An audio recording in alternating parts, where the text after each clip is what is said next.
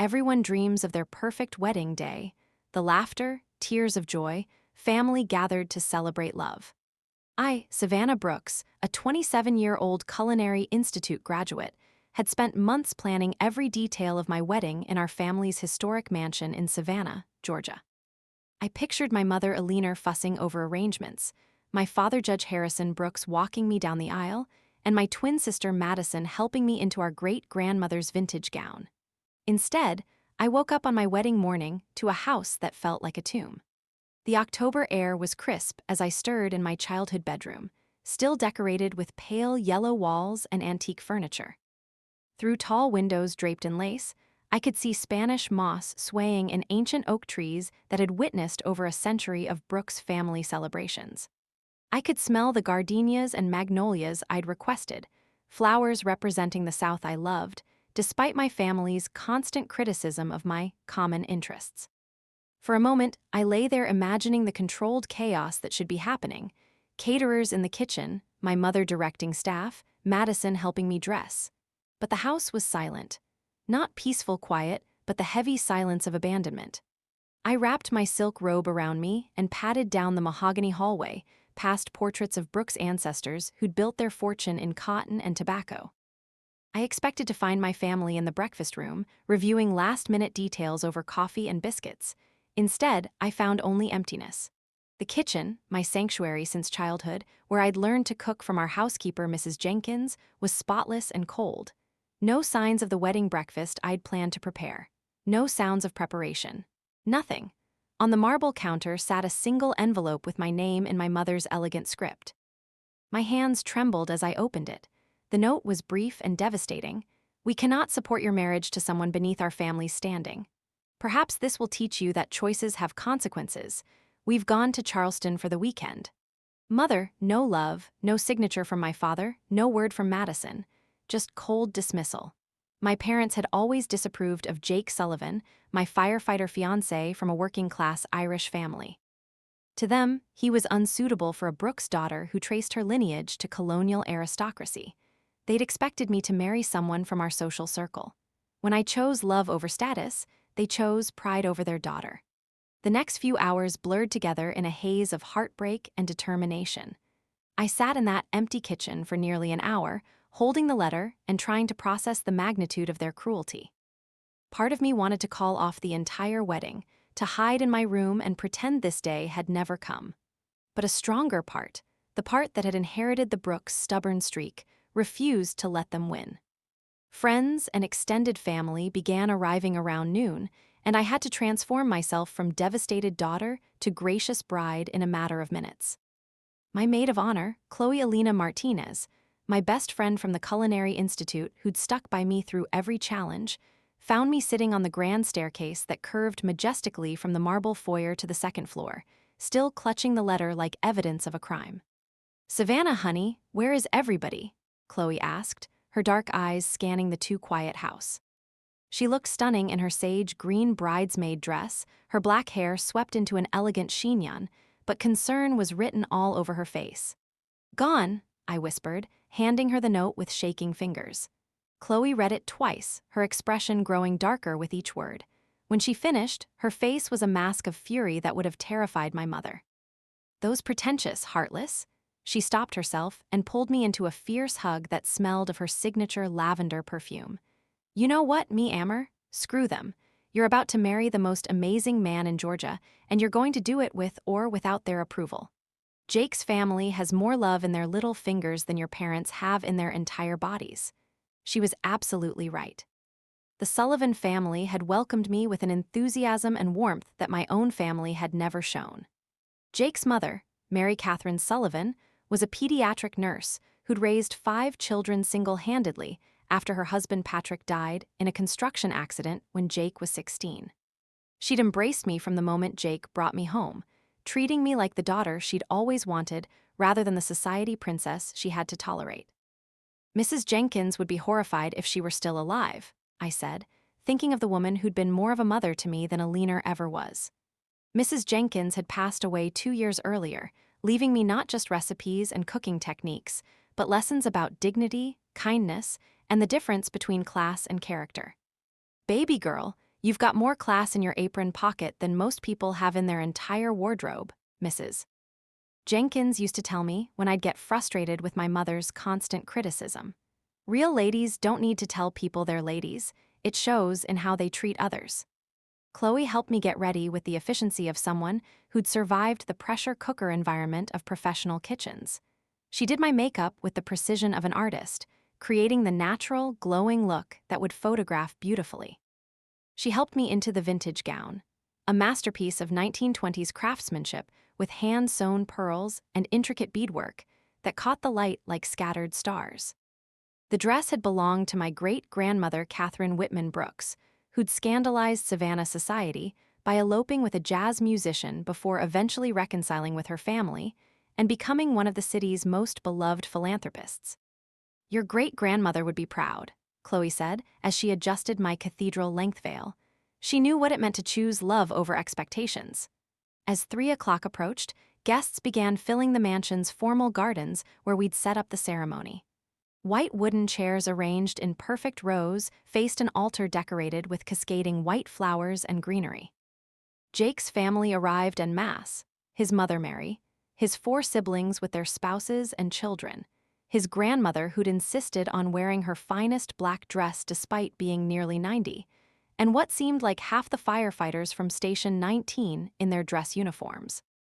Jake waited for me at the altar, looking devastatingly handsome in his navy dress blues with the crisp white gloves and gleaming badges that marked him as a decorated fire captain. When our eyes met, I saw love so pure and unwavering that it momentarily eclipsed the pain of my family's absence. His best man, his older brother Patrick Jr., gave me an encouraging nod, while the other groomsmen, fellow firefighters who'd become like brothers to me, smiled with the kind of genuine affection I'd never received from Savannah's society crowd. The moment came for my processional, and there was no father to walk me down the aisle. The wedding coordinator looked at me expectantly, clearly uncomfortable with the deviation from tradition. "I'll walk alone," I announced, and somehow that felt exactly right. As the string quartet began playing Pachelbel's Canon in D, the same piece that had played at my parents' wedding 30 years earlier, I began my solo journey down the petal-strewn aisle. With each step, I felt the weight of my family's rejection transforming into something else: freedom. For the first time in my life, I was making a choice that was entirely my own, with no concern for social expectations or family approval. Jake's eyes filled with tears when he saw me, and when I reached him, he whispered just loud enough for me to hear, "You're the strongest, most beautiful woman in the world, and after today, you're officially a Sullivan. We don't abandon family." The ceremony was officiated by Father Michael O'Brien from St. Patrick's Cathedral, who'd known Jake since childhood and had agreed to perform the service despite my parents' absence. His Irish accent lent gravity and warmth to the ancient words of matrimony, and when he pronounced us husband and wife, the cheer from Jake's family could probably be heard 3 blocks away. The reception was everything I dreamed of, albeit with significantly fewer guests than originally planned. Many of my parents' friends had mysteriously fallen ill or discovered prior commitments when word spread about the family drama. But Jake's extended family, my culinary school friends, and a surprising number of our genuine supporters filled the mansion's ballroom with laughter, music, and joy. I designed the menu myself: shrimp and grits with andouille sausage and tasso ham, buttermilk fried chicken with honey hot sauce, braised short ribs with bourbon glaze, and mac and cheese elevated with aged Gruyere and truffle oil. For dessert, instead of a traditional wedding cake, I'd created a dessert station featuring miniature versions of classic Southern sweets with my own sophisticated twists. Mary Sullivan pulled me aside during the dancing. "Savannah, honey, I want you to know something. Patrick and we'd be proud to have you as a daughter even if you came from the moon. Your family doesn't know what they've lost." That night, as Jake and I finally collapsed in our honeymoon suite at the mansion on Forsyth Park, I made a promise to myself: I would never again allow anyone to make me feel less than worthy. And somehow, someday, I would make sure my parents understood exactly what they'd thrown away. 5 years can transform a life completely, can reshape not just circumstances, but the very core of who you are. When I look back on that broken-hearted bride in her great-grandmother's dress, I barely recognize her. The woman I am now would not just terrify my parents, she would make them bow their heads in shame and regret. Jake and I moved to Nashville right after our honeymoon, despite my family's predictions that we'd come crawling back to Savannah within a year, broke and humiliated. With the $8,000 we'd saved for our European honeymoon, plus a $5,000 wedding gift from Jake's aunt, I purchased a used food truck and launched Southern Comfort, a mobile kitchen serving elevated Southern comfort food to anyone adventurous enough to try it. The truck itself was a challenge. Gertrude, as I christened her, was a converted 1995 Chevy step van with more rust than paint and a temperamental propane system that required constant maintenance. Jake spent his off-duty hours helping me fix equipment, design the interior workspace, and even paint a cheerful yellow exterior with Southern Comfort written in elegant script across both sides. Our first location was a construction site downtown where Jake knew the foreman. I served pulled pork sliders with apple slaw, gourmet mac and cheese with bacon and caramelized onions, and fried green tomatoes with sriracha remoulade to workers who were initially skeptical about fancy food but quickly became devoted customers. The work was backbreaking. I woke up at 4 a.m. every day to prep ingredients in the commercial kitchen I rented by the hour. Jake would help load the truck before heading to the firehouse, and I'd spend 12 hours serving food, taking orders, managing money, and cleaning equipment. My hands, once soft from weekly manicures, became calloused and cut from constant knife work. My back ached from standing in the cramped truck space. My culinary school classmates, who'd taken jobs at established restaurants, posted Instagram photos of themselves in crisp whites working in gleaming kitchens, while I was literally sweating over a propane griddle in a parking lot. But something magical happened during those first brutal months. Word spread about the young chef who was reimagining Southern classics with technique and passion. Food bloggers started seeking me out. Local TV stations did segments on Nashville's emerging food truck scene. Musicians from the nearby studios became regular customers, drawn by the authentic flavors and stories behind each dish. My breakthrough came during my 8th month in business. A food blogger for Nashville scene ordered my signature dish, buttermilk fried chicken with bourbon honey glaze, served over truffle mac and cheese with a side of bourbon bacon collard greens. Her review was rhapsodic. Savannah's food is what happens when classical training meets Southern soul. This isn't fusion, it's evolution. That review changed everything. Suddenly, I had lines forming before I even opened for service. Other food trucks complained I was stealing customers. Restaurant owners started approaching me about catering gigs and collaboration opportunities. By the end of my first year, I was operating 3 trucks and had a 6-month waiting list for catering events. I'd hired 4 employees and was looking for a commissary kitchen to call my own. Jake had been promoted to lieutenant at the fire department, and we'd moved from our tiny apartment into a modest house in East Nashville with a real kitchen where I could test new recipes. But the real transformation was just beginning. It was October, 5 years after my wedding, when my assistant buzzed me. "Savannah, Judge Harrison Brooks on line 1, says he's your father and it's urgent." My father's voice was different, older, uncertain.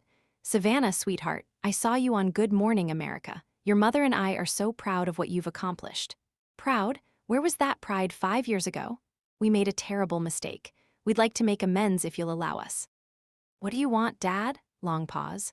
"The truth is, we need your help. The family business is struggling. Real estate isn't what it used to be, and we've made unfortunate investment decisions. Your mother thought perhaps you might consider helping us." "How much are you worth these days, Dad?" "Because I'm worth $15 million.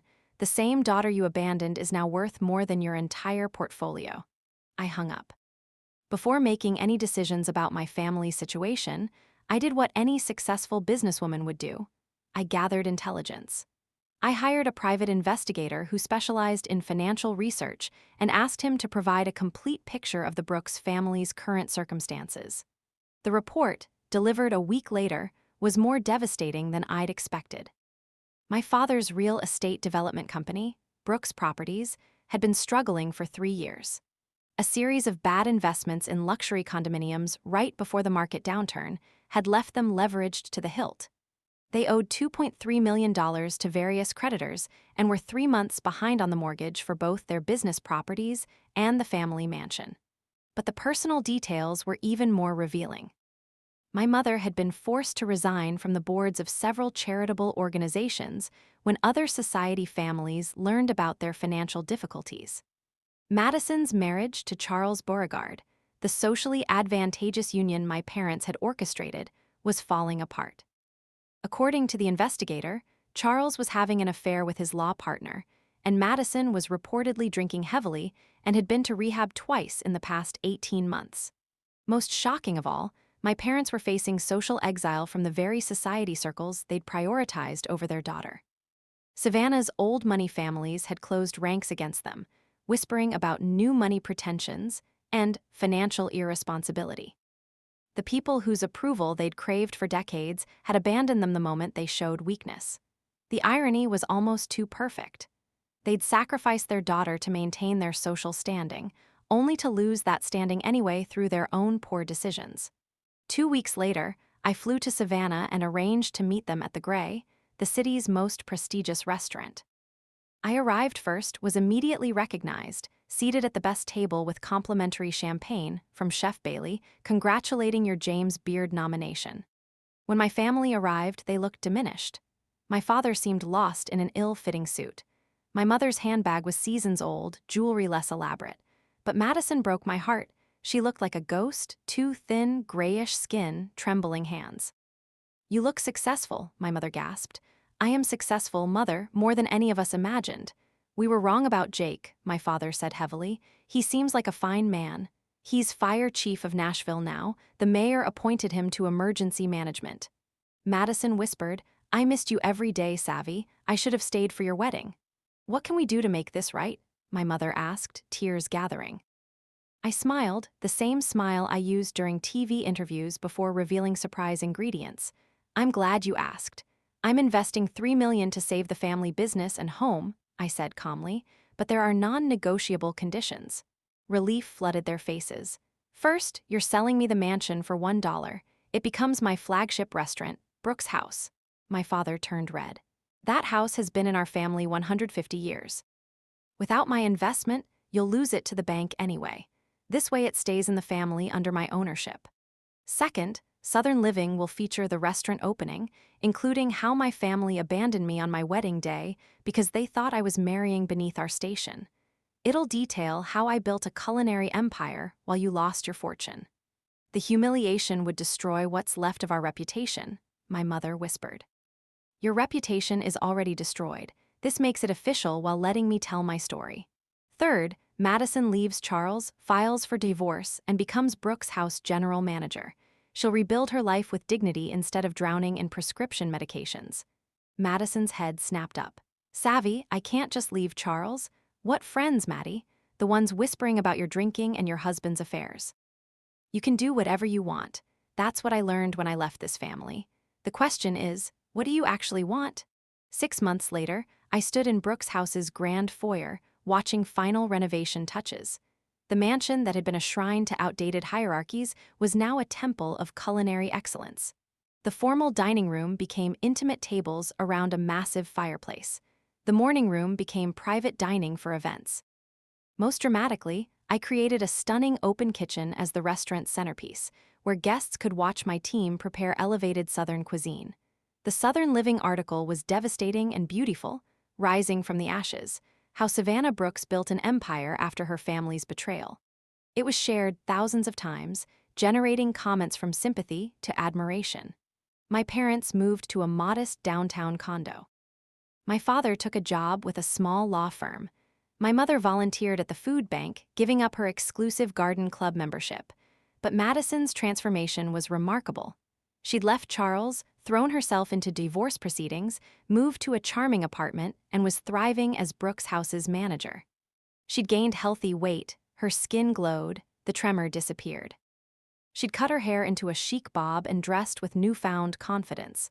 "I never thanked you," she said one evening as we closed together. "For what?" "For showing me I didn't have to live the life they planned, that I could choose something that made me happy." 2 years later, I received the call that cemented my culinary legacy. The James Beard Foundation named me Outstanding Chef, the industry's highest honor. At the Chicago ceremony, for the first time since my wedding, my entire family was in the same room, by my choice on my terms. I'd purchased a table for my real family: Jake, Chloe, Madison, Mary Sullivan, and surprisingly, my parents. When my name was called, I walked to the stage thinking of that broken-hearted bride. 5 years ago, my family told me I was making the biggest mistake of my life by choosing love over social status. They abandoned me on my wedding day because they believed my husband wasn't worthy of their approval, I began. Tonight, I thank them for that lesson. They taught me that the only approval I need is my own, and the only family that matters is the one that stands by you. I held up the bronze medallion. This is for everyone who's been told they're not enough. Sometimes the best thing that happens is having people give up on you, because that's when you discover your own strength. The standing ovation seemed endless. I saw my mother crying, not joy, but regret for everything she'd lost choosing pride over love. Later, my father approached with humility I'd never seen. "We're genuinely proud of you, not just tonight, but for everything you've accomplished." "I know you are, Dad, now. The difference is, now I don't need you to be. We were wrong about everything. About Jake, your choices, what really matters. You also gave me the greatest gift: you set me free. By abandoning me, you forced me to discover who I really was. I built this empire not to prove anything to you, but to create the life I wanted." My mother joined us, elegant but fragile. "Can you ever forgive us?" I considered seriously. "I can forgive you. But things can never go back. Too much has changed. We understand. We're grateful you're willing to have us in your life at all." Today, I own 18 restaurants across the United States, have published 7 cookbooks that have sold over 2 million copies combined, and just signed a deal for my 3rd Food Network show. My restaurant group went public last year, making me one of the wealthiest female chefs in American history. Jake and I live in a beautiful historic mansion in Nashville's Belmead neighborhood that we've lovingly restored together. We're expecting our first child, a daughter we plan to name Hope Catherine Sullivan, after Jake's grandmother and my beloved Mrs. Jenkins. My parents and I have developed what can best be described as a cordial relationship. They attend family gatherings at Madison's house, send birthday cards, and follow my career with the kind of interest they should have shown years earlier. Madison and I are closer than we've ever been, true partners in both business and life. She's opening her own restaurant next year, a casual neighborhood spot in Charleston that will serve the kind of honest, soulful food that brings people together rather than dividing them by class or status. But perhaps the most satisfying vindication came last month, when Charleston magazine named me to their list of the 50 most influential people in Southern culture. The article described me as a chef who honors Southern culinary traditions while fearlessly pushing them into the future, and noted that I'd transformed personal adversity into professional triumph while maintaining grace and authenticity. The same society that had once rejected me for marrying beneath my station now celebrated me as one of their most successful ambassadors to the wider world. I keep that magazine on my office desk, not out of spite, but as a reminder of how much can change when you refuse to let other people's limitations define your possibilities. Sometimes the cruelest gift someone can give you is showing you exactly who they are when you need them most. My parents showed me they valued their social pretensions more than their daughter's happiness. In return, I showed them and myself what their daughter was truly capable of achieving. That's not revenge, that's justice. Sweet, satisfying, profitable justice that tastes better than anything I've ever cooked. And it's only the beginning.